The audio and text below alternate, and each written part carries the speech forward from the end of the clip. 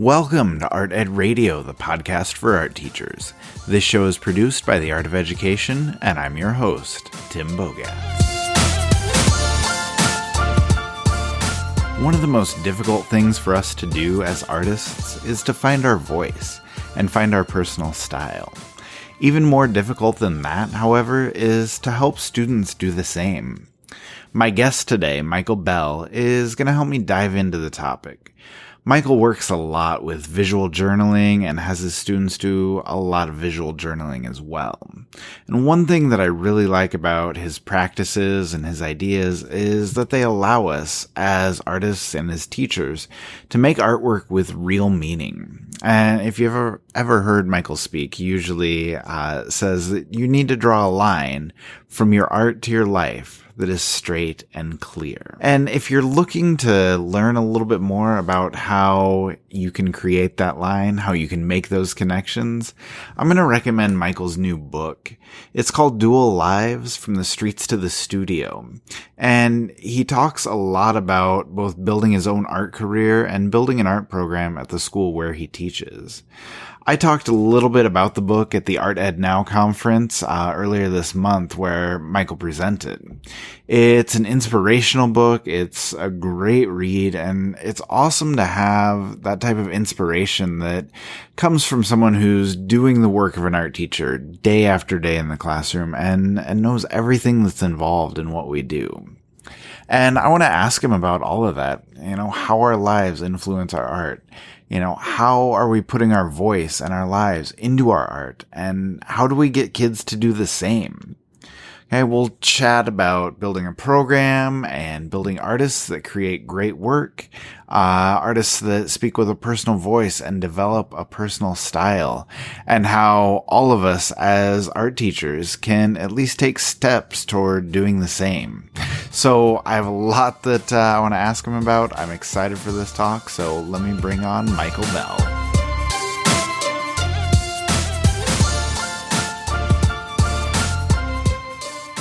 All right, Michael, thanks for joining me today. How are you?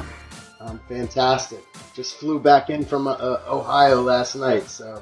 All right. Ready to roll. All right, sounds good. Now, I know people are familiar with you in a lot of different areas. You're an artist, a teacher, an author now.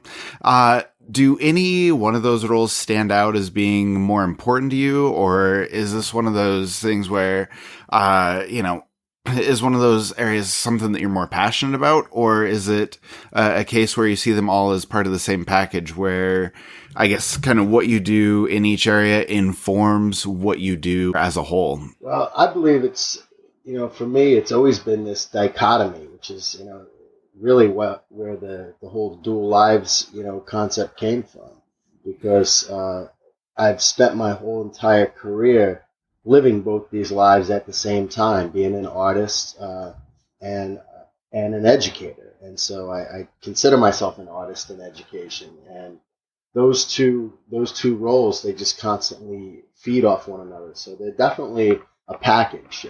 The author, that just came, so that's new to the equation. But I'm enjoying that as well. But being an artist first and foremost has always been my thing. Won my first art show at the age of 5 and never looked back. And teaching and trying to help kids has always also been an incredible passion of mine. All right, that's really cool. And, I do want to talk about that dichotomy. But first, I want to chat with you a little bit about the book. I've read it over the past month or so, and it's been awesome. But, there's a lot there. And like I said, a lot I want to dive into. But first of all, I'm curious about how long it took you to write it. And then I guess more importantly, can you talk about what inspired you or what influenced you when you decided to write it? Sure, absolutely. I can give you the exact date. I started writing it on July 14th, 2015, and it was the date that my family and we received our son's official autism diagnosis, and it was a week before I went off to Philadelphia to be with a dear friend who I was best man in his wedding, grew up around, and for his 11-year-old daughter, who tragically lost her battle with cancer over the course of 10 days. And so it was this powerful storm of events that really prompted me to get everything out. And prior to that, I had always thought about writing a book. And it was something that me and a lot of my kids had even talked about in school, in classes, because I started to realize around that same time frame that we had all done something, and I, as an educator, had done something that I started to recognize it was unprecedented as I started to travel around the country doing keynotes, doing talks. You know, not only the string of national awards that myself and my students had won, even the scholarships alone that they were receiving, and the levels of success. You know, 10 million in scholarships in just a few short years. I knew I needed to document it. I knew that something special had happened, and so this was my way of getting it out there. And I knew the time was now to do it. Yeah, that's cool. I like that. And, you know, if I can take you back a little bit, Sure. you know, just talking about your dual lives, I really like the kind of narrative in your book that talks about how you're trying to build both an art career on your own and an art program on the teaching side of things at the same time. So can you talk a little bit about that process, how you find time or how you make time to do both art and teaching, and maybe what advice you'd have for teachers who are trying to do the same thing? Absolutely. You know, for me, I always had to make it on my own. And so everything that I do for kids is because I'm trying to do everything for them that wasn't done for me. And Yeah. that's my whole why behind why I do what I do. I want to catch kids before they fall. I want to be able to propel them into the status that they deserve to be propelled into. Now, as far as time wise, starting out early in my career, I mean, my wife has been very supportive. I've always gone. I think that that's the most important message for anybody starting out. Whenever there's an opportunity, I went. Whether it was we have to fly out to LA, we have this to do in Chicago, whatever it was, I always went. And I always felt it was so important to be that artist for the kids so that they see you in that light. I mean, I had a conversation with a student of mine even when I was writing my book, and we were talking about some things, and they said they got back a certain paper for one of their classes, and I thought the poem that they wrote was beautiful, but it got torn apart. And I said, let me ask you this. I said, whoever tore it apart, I said, what have they written? What have they published? And they Yeah. said, nothing that as far as I know. I said, then how do you know they're right? So for me, it was, it's always been this, we got to be authentic. So if I'm going to be preaching to kids, I really want you to try to get that solo gallery exhibition. Try to do this. I have to be doing it first. I have to be able to show them a solid roadmap on how to even do that. So for me, it was so important for me to try to make it as an artist while I was making it as a teacher. And, they went along for the ride. And it's this journey that we've all carried together, which is, it's been amazing. So time-wise, I will say this. Yeah, it's tough. I mean, I squeeze every ounce out of every day. I'm definitely a multitasker. Yeah. I'm definitely wearing many hats at once. But I wouldn't have it any other way. I think it's exciting. It's an exciting life being an artist in that capacity. Yeah, I think so. And like you said, it's tough to find the time, but it's important to do that if you really do want it to inform your teaching. I do want to ask you about one specific thing that kind of caught my eye in your book. In chapter 25, you had a line about your first art school kid. The first kid from your program to go on to art school. I think it was Parsons, if I remember right. But you talked a little bit about how it always starts with one. And I remember that same feeling when, I was doing the same thing. I was trying to build my program. And that first kid, like you said, kind of gives you a roadmap as a teacher and shows also other kids, what it takes to be successful. So my question for you is, why do you think that is? And how can teachers build on those successes to kind of keep their programs growing or keep their programs moving forward? Well, I'm a firm believer in, once you have that first, whatever that first might be, maybe it's your first great AP score, maybe it's the first kid you get into a college. Maybe it's your first big scholarship. Maybe it's your first Scholastic Art Regional Award winner. Then it's your first National Award winner. Whatever it is, I always make sure that I document and save everything and share it out so that I'm not reinventing the wheel every year. We're building off of the momentum of prior years. I remember the girl that you're talking about, Seton Herson, I had no idea how to even get a kid into art school because I myself didn't have anybody get me into art school. So I was not an art school graduate. I had no idea. Since then, I've gotten, hundreds of kids into art schools. But with that first one, it did definitely, like you said, it provided that roadmap where I knew the procedure, I knew where to go. And years later, I had, one of my first national award winners. She got accepted to art school that she really wanted to go to, and they were giving her $100,000 they came back with. And I was like, wow, this is amazing. Yeah. Now, Tim, she comes back in, though, the next morning, and I thought she would be running up to me to give me a big, giant hug and be so ecstatic, and she was in tears. She was crying because it wasn't enough. And so then I had to learn a whole new process. How do I reach back out to those people at the college and listen, this girl really wants to go here. We need to bring it up a level. What else can we apply for? What else can we do? And so, you learn trial by fire, but she was able to, get it up to around 120,000 and mom was able to send her there. So, it's very important to have that first. Scholastic Art, we started with, we had our first winner in 2011 and then we had 6 the year after that. Then we had 13. Then it exploded once, word started to spread and I kept promoting. And we went to 67 in 2014 with, our first 5 national medalists. Then it went to 84 the next year, then 115 after that. I mean, this is the kind of stats that I share with the kids, the exciting, the visuals of all these works that these incredible kids do. Yeah, that's really cool. And I know that's always effective for kids. And if I can ask you, just one thing along with that, are those sort of stats that you share with teachers, with administrators as well as part of kind of trying to promote your program? Well, promotion, I think, is so important as an artist in general. You have to be your own best PR, person because nobody out there is going to do it for you, especially not the administration or or frankly your district. So I've developed and cultivated some incredible media contacts over the years. And to me, that's become very important. And whenever we have something incredible happening in the studio, there's already buzz going on in the community and they want to come out and see it. And so, sure, come on out and see it. And they'll cover a lot of these things. So while I do share those, stats and the visuals of the artwork, which is the most powerful thing with the kids, that's the stuff that's truly immeasurable, that work when they see it, they're like, I want to top that. But as far as the community, we put it out there so they can see it.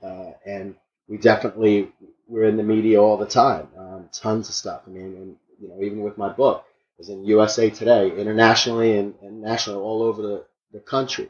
So they know that we have that kind of power, and it's really made our program not expendable because of that, because the community knows what we do for kids, because we make sure that they're invited out to all the big shows for the kids, and we tout those stats to the community and all the amazing scholarships and millions that these kids get each year. And we put them on the pedestal. We treat them like rock stars. They're literally like the athletes in most high schools are. In my school, it's the artists. Yeah, that's really cool. I like that a lot. If I can shift gears for a little bit, though, Sure. I want to ask you a little bit about visual journals because, you presented at the Art Ed Now conference beginning of August on visual journals, the power of the prompt. And I know that all of those things are just vitally important to you as an artist and to your students as they kind of move through your program. So I guess, can you explain why journals, the visual journals are so interesting to you, why they're so important, and kind of what role they play in developing, your voice as an artist? Sure, absolutely. Visual journaling has been something that I've been passionate about for so many years. I think it was maybe almost over 10 years ago, I purchased visualjournaling.com, the domain, because I knew it was something that this was going to become a movement. This was going to be something big. And it's something that's existed throughout history as this reflective thinking process, from Da Vinci to Edvard Munch to even Eric Fisher's Glassine works, which are very non-traditional journals, to artists like Dan Eldon, who did some amazing photography visual journals, Sabrina Ward Harrison, Candy Jernigan, who was an evidence collector. I mean, for kids, there's so many different styles of visual journaling. I throw all these different artists at them, and I share these different ways of working in the visual journal. But for me, it's always been a process that's led to bigger works, that's led to uncovering my own unique style. Kids are always asking me, and I'm not sure if you run into this at all, but they always want, how come I have my style? I want to know how do I find it? Yes. You have your style. How do I find mine? So for me, the visual journaling process, and there's many ways to go about it. They're producing so much work in that visual journal that they can finally recognize the sea they're swimming in. They can finally start to recognize some things that they're doing naturally. It's unprompted by a teacher's guide. That's just something they're doing naturally. Maybe they are an evidence collector. Maybe there's somebody who turns it into like a visual diary, and they're constantly writing in it. There's some that love to collage in it. There's other kids that love to, create these observational drawings and things of that nature, mixed media. So the visual journaling process, for my students especially, not only do colleges want to see that when they're applying for colleges, they want to see that evidence of their thought process, that they can think like an artist.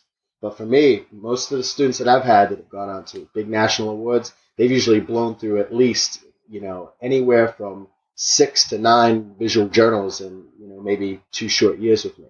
And they hand make a lot of them, and different styles, different ways. But it's so essential, this visual journaling process, to engage in it in a world that's, involved in continuous change. It can become their everything book. They pour everything into it. It just becomes this intense record of everything that's going on in their life around them. Does that make sense? Yeah, that's awesome. And, I love, I guess, the passion you have for describing that, and just kind of talking about everything that can go into it, because I think people just realize that, like, they think that sketchbooks need to be sketchbooks, and they don't think about how much more that can be out there. And so I guess my last question, to kind of follow up on that, how would you suggest teachers get started with those visual journals if, they haven't done them before, their kids haven't done them before, or, if they've kind of dipped their toes in the water and they've explored it a little bit in their classroom, or in, personal work even. But how do people kind of take it to the next level with visual journaling?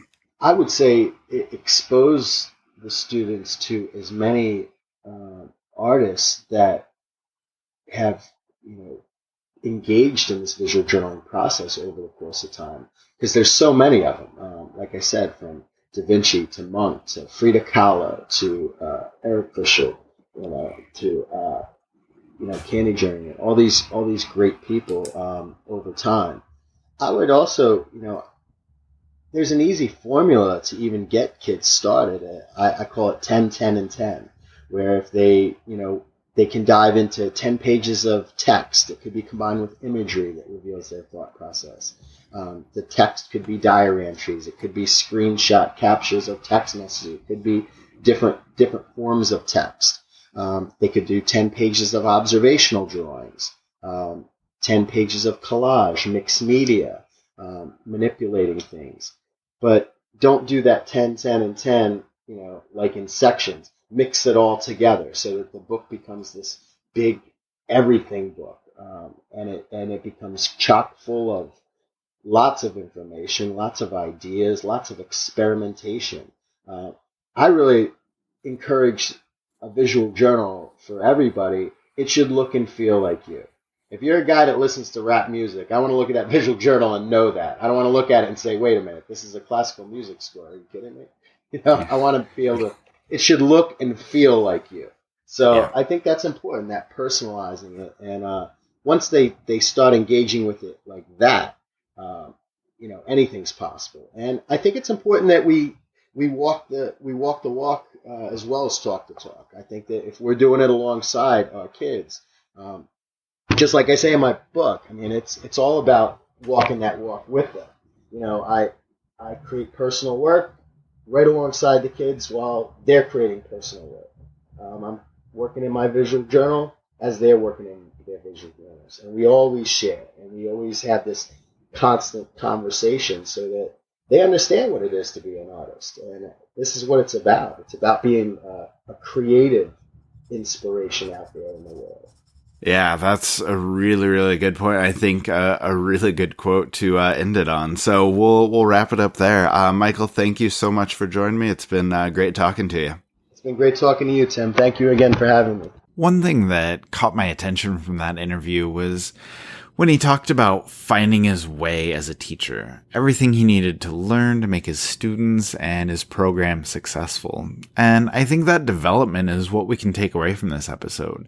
The steps we need to go through to build our students up as artists, to help them find their voice, and, how that helps us build our program. And I want to talk about that just a little bit more in a second, but that thought kind of leads me into my chance to talk to you about ArtEd Pro.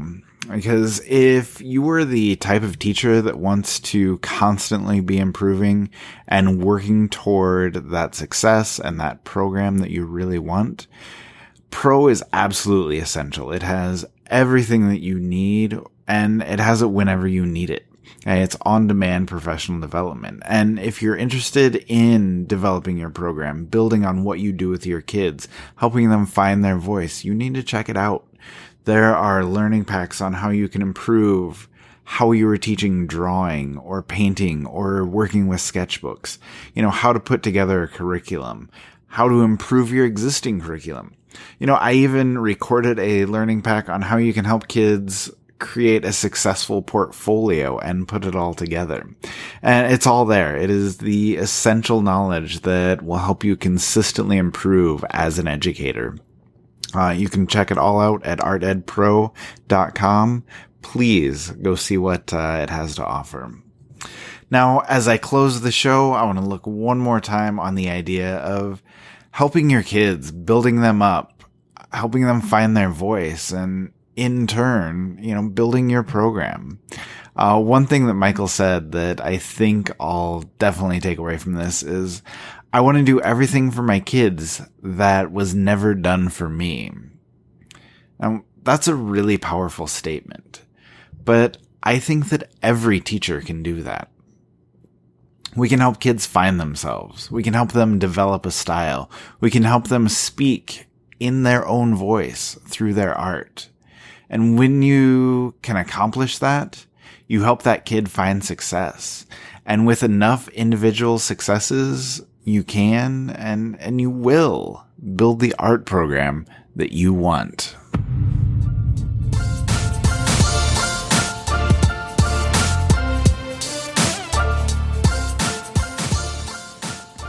ArtEd Radio is produced by The Art of Education with audio engineering from Michael Crocker. Remember that you can sign up for our email list at artedradio.com. We always love to hear from you, so send us your questions, comments, anything else you want to share at radioguys@theartofed.com. Don't forget to check out AOE's newest podcast, Everyday Art Room, which has new episodes coming out every Thursday. Don't miss it.